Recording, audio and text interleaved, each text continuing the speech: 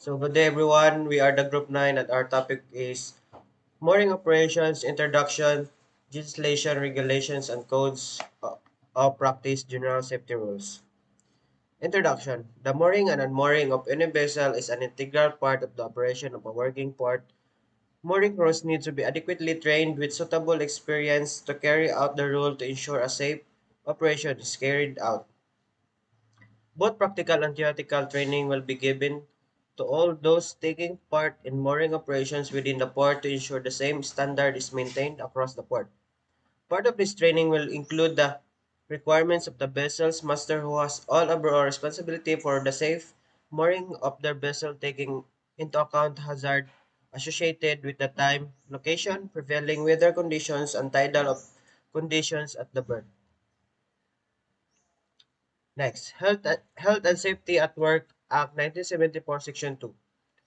Employers' general duties to employees so far as is reasonable practicable to provide and maintain plant and systems of work which are safe and without risk to health. To provide and maintain plant and systems of work which are safe and without risk to health. Provide safe use, handling, storage, and transport of articles and substances. Provide information, instruction, training, and supervision. Maintain safe access and egress with regards to any place of work. Provide adequate welfare facilities. Legislations, regulations, and codes of practice, Section 2, Part 3. Provide a safety policy, revise it as necessary, and bring it to attention of employees. Section 3. Employers' general duties to persons not in their employment so far as is reasonable practicable. Ensure that those not employed are not exposed to risk to their health and safety from the company's undertakings. Section 7. Employees' general duties. Take reasonable care for your own health and safety and that of others affected by what to do. Cooperate with the employer to enable them to discharge their duties. Section 8. Do not misuse or interfere with anything provided for safety purposes. Management of Health and Safety at Work Regulations 1999. Regulation 3. Risk Assessment. Make a suitable and sufficient assessment of the risk to the health and safety of employees and others not in employment which they may expose to well at work. Review the risk assessment if something changes or it is no longer valid. Record the risk assessment if the employer employs more than 5 people. Regulation 4. Principles of prevention. Apply the principles of prevention when considering controls against risk. Regulation 11. Cooperation and coordination. Where two or more employers share a workplace, cooperate with others, coordinate the work, safety and protection arrangements. Inform other employers of the risks to their employees' health and safety arising from or in connection with work. Regulation 13. Capabilities and training. Provide employees with adequate health and safety training. Repeat training where appropriate.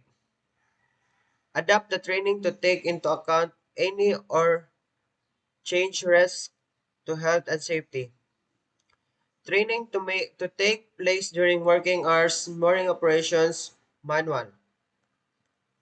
Regulation 14. Employees' duty. Use machinery, equipment, dangerous substances, transport equipment, means of production or safety device provided by the employer in accordance with training. Inform the employer or person responsible for health and safety of any work situation that represents a serious and immediate danger. Inform the employer or responsible for health and safety of any work situation that represents a shortcoming in protection arrangements. Handling Operation Regulations in 1992. In Regulation 4, duties of employers avoid the need to undertake manual handling activities where practicable.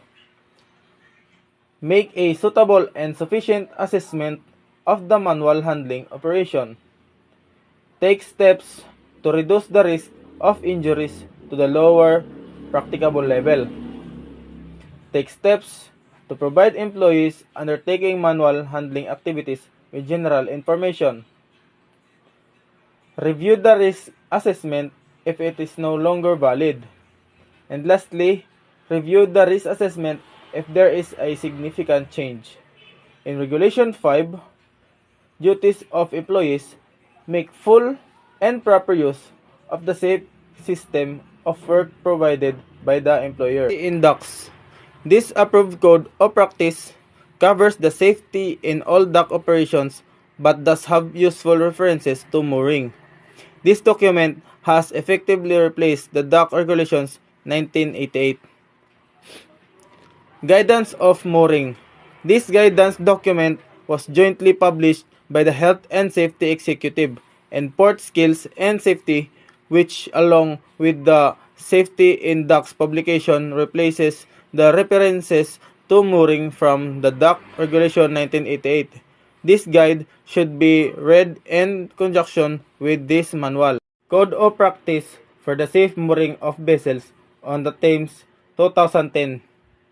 So, it says, all vessels operating on the River Thames are required to abide by the guidelines set forth in this Code of Practice by the Port of London Authority.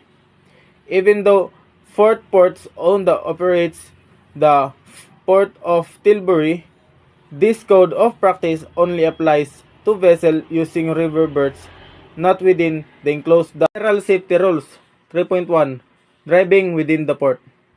Number 1. Any person is disqualified from driving on the public road is also prohibited from driving dock plant, and such disqualification should be reported to the company. 2. Unauthorized passengers riding on the plant, equipment, or vehicle is strictly prohibited. 3. Adhere to the port's speed limit at all times. 4. The wearing of seatbelts is compulsory and the use of mobiles when driving is prohibited. 5. Parking enforcement, as indicated by notices or road markings, must be strictly observed. 6. Care you be taken if vehicle occupants are wearing life jackets inside the vehicle, as they can get caught and inflate, causing an accident. 7. Traffic management plans needs to be followed, and these vary for each berth, so make sure you are aware of any traffic management practices in operation of the area or operation. Safety Rules 3.2 Reporting of Defects. Number 1. It is the responsibility of the employees, contractors, or other operators report any defect to plant, vehicles, or infrastructure. And it is responsibility of supervisors to assess that defect with engineering assistance if necessary, and ensure its rectification as soon as it is reasonably practicable. If necessary, mark appropriately to ensure that it is not used. Number 2. Due attention should be paid to the lifebuoys positioned around the quays, and any defects or missing lifebuoys must be reported to the appropriate manager. 3. Similarly, defects in quays ladder, fenders, peeling, etc. must be reported to the appropriate manager for notification to facilities. Additionally, marine should be informed. No obstructions should be placed adjacent to quayside bollards, preventing safe access for mooring parties. Any such obstruction must be reported to the supervisor or for notification to the relevant manager. And last, report defective life jackets immediately to the supervisor in charge of that operation, and do not use the life jacket until replaced or fixed. Safety Rules 3.3 Signals and Warnings. An outstretched arm with hand open and flat being waved downwards means slack. A sharp upward movement of the arm with the hand cupped towards the signaler means let go or cast off. Crossed arms in front of the body means make fast or is made fast. A circular movement of the hand above the head means heave away. Both hands raised above the shoulders with open hands facing forward means stop.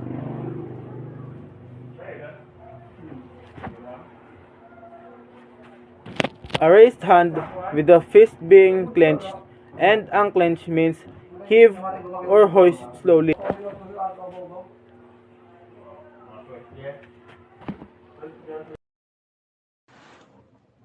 Good day, sir. I'm Deck Cadet Tomakas and I will discuss General Safety Rules 3.4 Safe Working Practices when using knives. 3.4.1 Knives, if used, are for your own safety to prevent injury in the event of a heaving line being caught around your or a colleague's leg or arm. Knives will not easily cut mooring ropes but will easily cut through heaving lines and messenger lines that are caught. If a mooring line needs cutting, it is best to use an axe. 3.4.2 When closing the knives, ensure fingers are clear for the blade housing as you close the blade. 3.4.3 Always cut away from or to the side of your body, ensuring limbs are not behind the knife. Ensuring limbs are not behind the knife stroke when cutting ropes or etc. Ensuring fingers are clear of the blade when cutting. 3.4.4 Under no circumstances should an open knife be placed in a pocket when not in use. It must be closed. 3.4.5 The knives used are for work only and should not be taken from the port and they could be they could be construed as an offensive weapon. Criminal Justice Act 1988. 3.4.6 It would be construed as a serious disciplinary offense if any person threatens another person with a knife. So, we come now to emergency situations. Always ensure every member of your team is accounted for at the end of the operation. Anyone missing, whether during day or night, must be reported and sketch started. A person falling into the water from the quayside may be knocked unconscious and will make little sound. Do not take it for granted that your colleagues are safe. Check and make sure. If anyone is missing or there is an accident, make an emergency telephone call immediately using the information below, which is also displayed on every life buoy station. All emergency routes should be kept free from obstruction and properly maintained. Whenever a person is observed to fall into the water anywhere in the port state, then with all possible haste, witnesses should throw the victim a life belt to be found at strategic points around the port. Follow the procedures set out in section 3.7.3. Alert the lockside, who in turn will alert the PLA.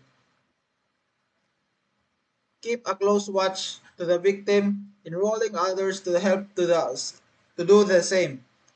Do not enter the water to affect a rescue. So we come now to 3.6 Alcohol and drugs. Port of Tilbury employees are required to follow the port's alcohol and drugs policy at all times. External contractors and anyone else involved in the mooring operation will have their own internal policies to follow but must adhere to the following points when working within the Port Tilbury. The consumption of being under the influence of alcohol and drug while on duty is forbidden. Any person reporting for duty having consumed alcohol or drugs and who is the opinion of the management or any responsible person is considered to be a possible danger to themselves or other person whilst at working will not be allowed to commence or continue duty. Persons under medication that may affect their judgment are required to inform management of the circumstances before starting work. So we have now 3.7 hazard awareness. The mooring team must be aware of the hazards associated with the task and be familiar with the risk assessment for that task. During the mooring operation, the mooring crew need to be aware of the ship movement, the ship's lines, and the condition of the tide. So we come now to the general rules, general safety rules 3.8. Person in the water, hyperthermia. Following the initial immersion of 2 to 3 minutes, there would be a cold shock reaction. There will be a cold shock reaction resulting in an increase in heart rate and blood pressure. This should be followed by rapid exhaustion over a period of 2 to 15 minutes. A long-term immersion or 30 minutes and above could result to the body core temperature falling below 36.9 degrees centigrade. Hypothermia would kick in at about 35 degrees centigrade. Heart failure would occur in around 24 degrees centigrade. The water temperature plus the immersion time will dictate the end result. Obviously, the water temperature will differ throughout the year with winter usually being the coldest time. Casualties can be recovered from the water using the escape ladders positioned along the berths. Lifebuoys are positioned at regular intervals along the berths and can be used to assist in recovery. It is good to practice to familiarize yourself with emergency emergency equipment prior to commencement of the operation.